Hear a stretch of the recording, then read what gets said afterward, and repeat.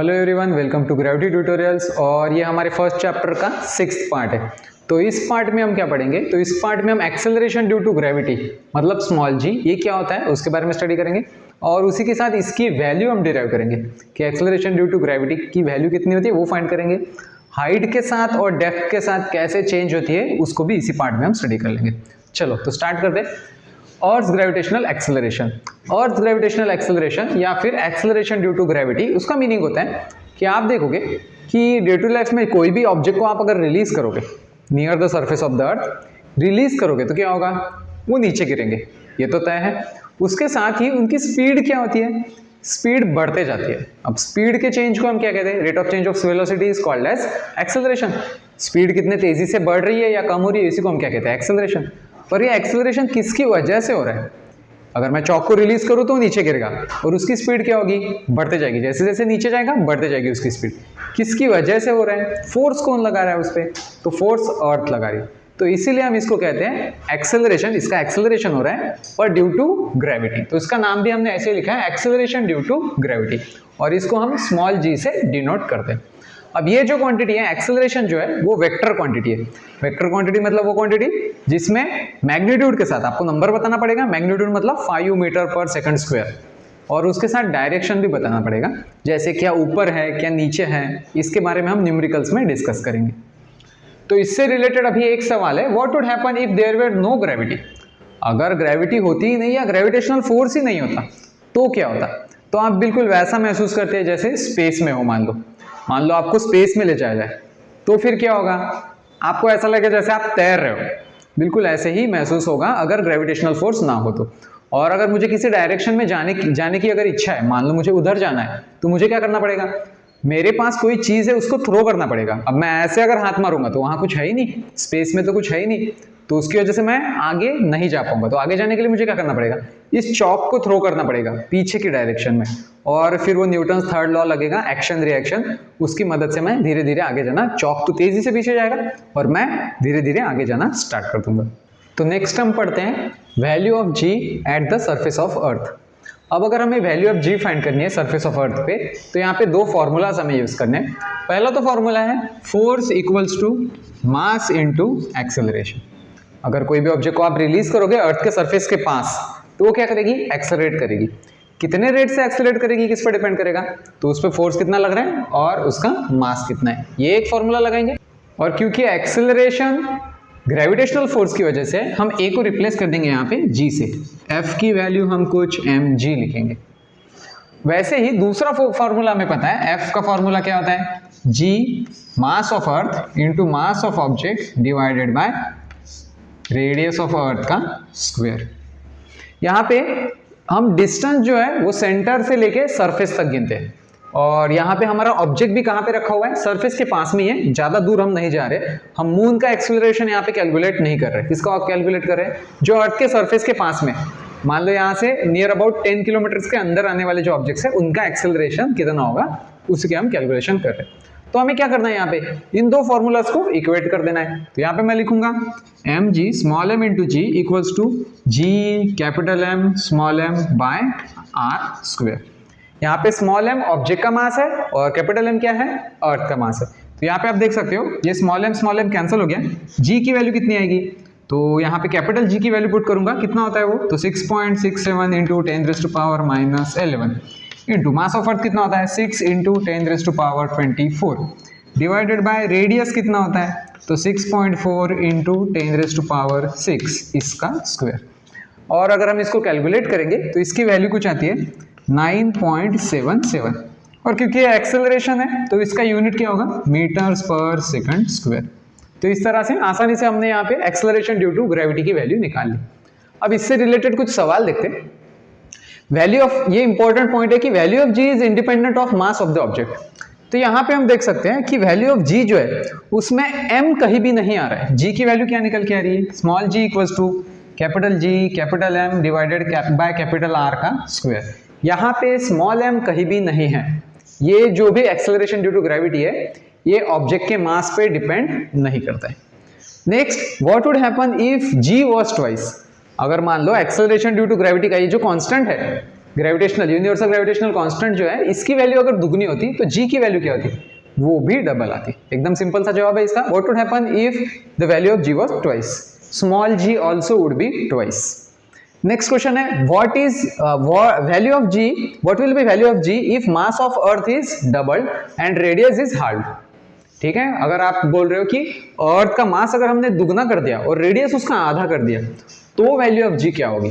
तो value of जी यहां से हम कंपेयर करके निकाल सकते हैं। जैसे मान लो वो जो वैल्यू आएगी जी की उसको हम जी डैश बोल रहे हैं और जी डैश की वैल्यू कितनी आएगी, तो ये जी डैश की वैल्यू आएगी जी इंटू मास ऑफ अर्थ कितना हो चुका है अभी 2m हो चुका है और डिवाइड किससे करना है, तो r/2 के स्क्वायर से डिवाइड करना है। बस यहाँ पे हम g की वैल्यू फाइंड करने की कोशिश करेंगे और g डैश को g से कंपेयर कर लेंगे। चलिए देखते हैं तो क्या आंसर आता है। तो कैपिटल G और into m divided by r square लिख दिया और ये नीचे वाला 2 स्क्वायर जो है वो मैं ऊपर लेके आया इंटू 2 स्क्वायर इंटू ये 2 लिख दिया यहाँ पे, तो ये 2 वैल्यू कितनी आ रही है, तो gm/r square into 2 square into 2 कितना होता है, तो 8। तो यहाँ पे दिख रहा है ये जो वैल्यू है ये वैल्यू किसके बराबर है, तो ये वैल्यू स्मॉल जी के बराबर है। तो यहाँ से हम कह सकते हैं कि जी डैश की जो वैल्यू होगी वो कितनी होगी, 8g होगी। अगर हम मास को डबल कर दे और रेडियस को आधा कर दे तो अर्थ के जो एक्सेलरेशन ड्यू टू ग्रेविटी है वो क्या हो जाएगी, 8 टाइम्स बढ़ जाएगी। नेक्स्ट हमें पढ़ना है वेरिएशन इन वैल्यू ऑफ जी और उससे रिलेटेड पहला सब टॉपिक है चेंजेस अलोंग द सरफेस। तो हमें ये देखना है कि सरफेस पे कैसे चेंज आते हैं। अभी अर्थ जो है वो एग्जैक्टली स्फीरिकल नहीं है, कैसा है, तो ओवल शेप है, स्फीयर जो कि थोड़ा सा इलोंगेटेड है, कुछ इस तरह का स्फीयर है। उसकी वजह से अर्थ के सरफेस पे भी हर जगह पे एक्सेलरेशन ड्यू टू ग्रेविटी की वैल्यू अलग अलग आएगी, सेम नहीं आती है। और उसका चेंजेस हम कुछ इस तरह से बता रहे हैं यहाँ पे। तो उसके चेंजेस के अलग अलग रीजन हो सकते हैं। तो पहला तो हो सकता है शेप और दूसरा क्या हो सकता है, रोटेशन का भी इफेक्ट आता है। जैसे मैंने कहा था अगर कोई ऑब्जेक्ट अगर हम सर्कल में घुमा रहे हैं तो उसकी वजह से क्या लगता है, सूडो फोर्स आता है।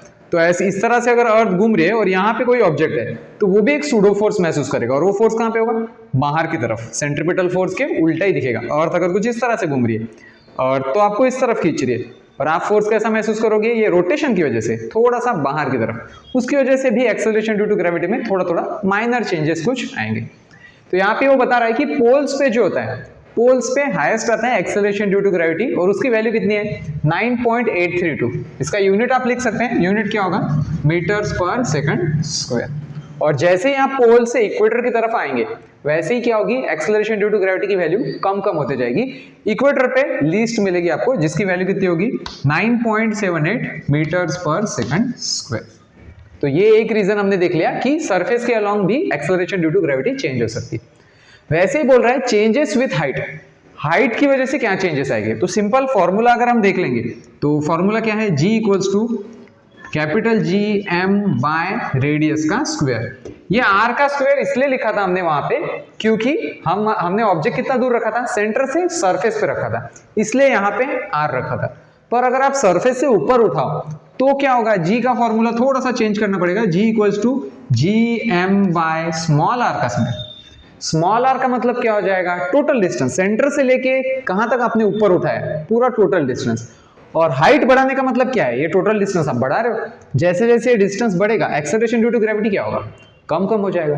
तो इसीलिए हमने यहाँ पे लिखा है कि डिक्रीजेस विथ हाइट, जैसे जैसे हाइट को आप इंक्रीज करोगे एक्सेलरेशन ड्यू टू ग्रेविटी की वैल्यू क्या होगी, कम कम होती जाएगी। नेक्स्ट है चेंजेस विथ डेप्थ। तो अभी ये जो टॉपिक है थोड़ा सा अभी नेक्स्ट क्लास के लेवल में जाता है ये, पर इसको मैं अभी शॉर्ट में एक्सप्लेन करने की कोशिश करूंगा। अभी देखो कैसा है कि अर्थ के अगर सरफेस पे अगर आप हो या फिर सरफेस पे अगर ऑब्जेक्ट रखा हुआ है, यहाँ पे पास में रखा हुआ है, तो सारे पार्ट्स, इसके सारे टुकड़े, हर एक टुकड़ा, यहाँ ये पार्ट, ये पार्ट, ये पार्ट, ये पार्ट, ये पार्ट, सारे पार्ट्स क्या कर रहे हैं, ये पूरे ऑब्जेक्ट को नीचे की तरफ ही खींच रहे हैं। सारे पार्ट्स ऑब्जेक्ट को इस तरफ खींच रहे हैं, कुछ इस तरह से फोर्स लगा रहे हैं, कुछ शायद इस तरफ खींच रहे हो, कुछ इस तरफ खींच रहे हो।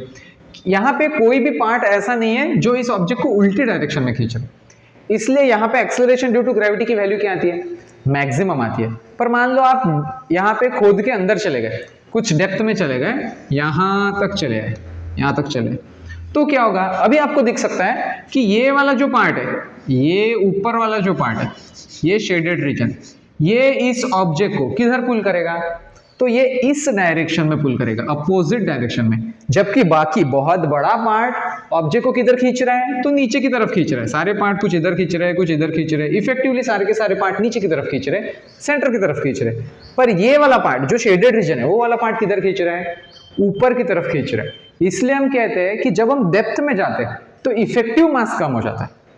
इफेक्टिव मास का मतलब क्या, वो मास जो सेंटर की तरफ खींच रहा है, उसकी वजह से क्या हो रहा है, तो उसकी वजह से आपको एक्सेलरेशन ड्यू टू ग्रेविटी कम फील हो रहा है। क्यों, इफेक्टिव मास कम हो गया।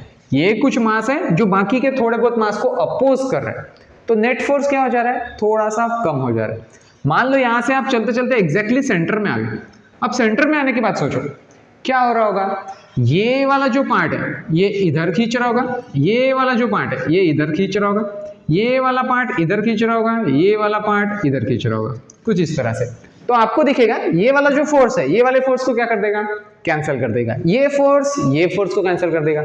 ऐसे आप कोई भी फोर्स ले लोगे, हर दो फोर्स का पेयर क्या करेगा, एक दूसरे को कैंसिल कर देगा। तो अगर आप एग्जैक्टली सेंटर पे जाते हो तो वहां पे एक्सेलरेशन ड्यू टू ग्रेविटी क्या होगी, या फोर्स कितना लगेगा, तो आपको बिल्कुल फ्री फॉल जैसा महसूस होगा। आप गिरोगे तो नहीं नीचे, पर एक्सेलरेशन ड्यू टू ग्रेविटी बिल्कुल नहीं होगा। जैसे स्पेस में महसूस होता है, वैसे ही बिल्कुल अर्थ के सेंटर पे zero acceleration due to gravity या जीरो फोर्स महसूस होगा।